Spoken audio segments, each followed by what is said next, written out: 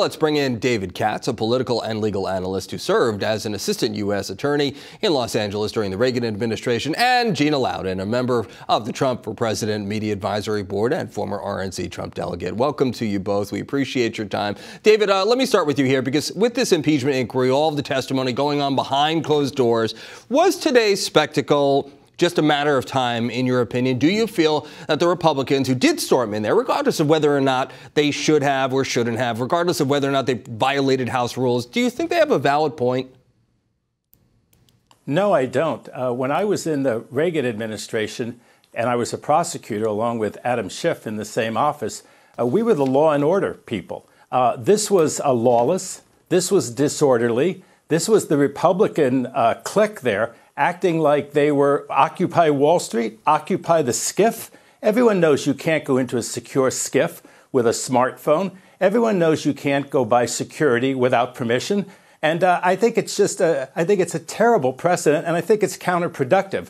I think the American people look at this and they say, if you have arguments, present your arguments, but don't create a spectacle, a theatrical demonstration like this. And, you know, they'll call Bill Taylor. These people are going to get what they want.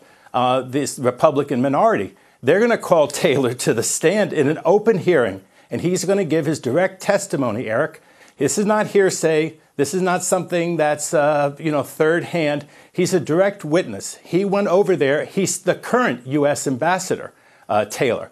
And so I think that people are going to remember, if President Trump is removed and we get President Pence, we may have the saying, the Taylor did it. It may be the testimony of this U.S. ambassador picked by Trump and Pompeo, currently ambassador in this Republican administration, who told what really happened, that he wanted to help the Ukrainians get these funds against Russian aggression. And it was stopped by Giuliani, and it was stopped on the direct order of President Trump. I want to bring in Dr. Gina very quickly. Gina, do you believe that the information that Bill Taylor was talking about, was this firsthand? Because it seems, at least in part, that some of it was second, third, even fourth hand.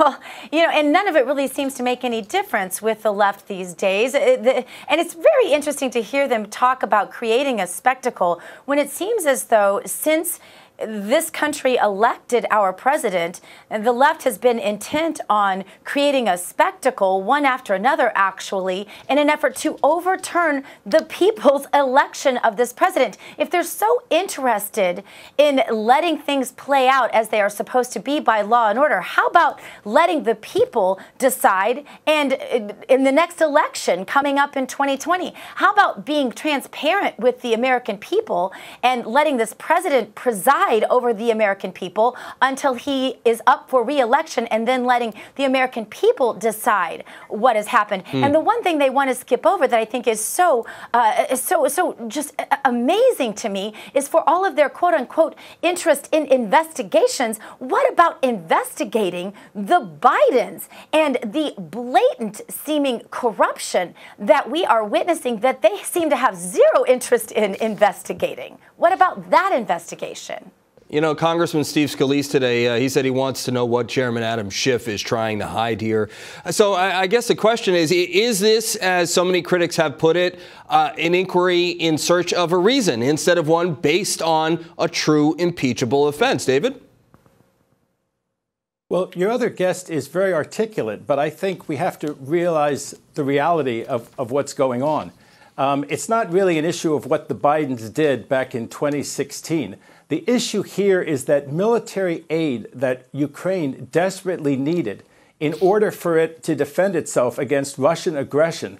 And the Russians are moving into parts of Ukraine. They took Crimea. It's an outrage. That's why there are sanctions. They're fighting right now, and the Russians the Ukrainians desperately need this aid. And so the quid pro quo, and that's what Taylor is a direct witness to, the quid pro quo that the Ukrainians heard was that they had to, not just to have a meeting, but in order to get $400 million worth of aid. And you talk about law and order, the Republicans had voted that aid. That was aid that was voted by the entire Congress. And the allegation, which is very strong now, is that it was held up by Trump on his direct order as a quid pro quo for this political aid. This guys, we are out of time. President Trump, of course, referring referring to Bill Taylor today as a never Trumper. He says there was no quid pro quo. Gina Loudon, David Katz, we have to leave it right there.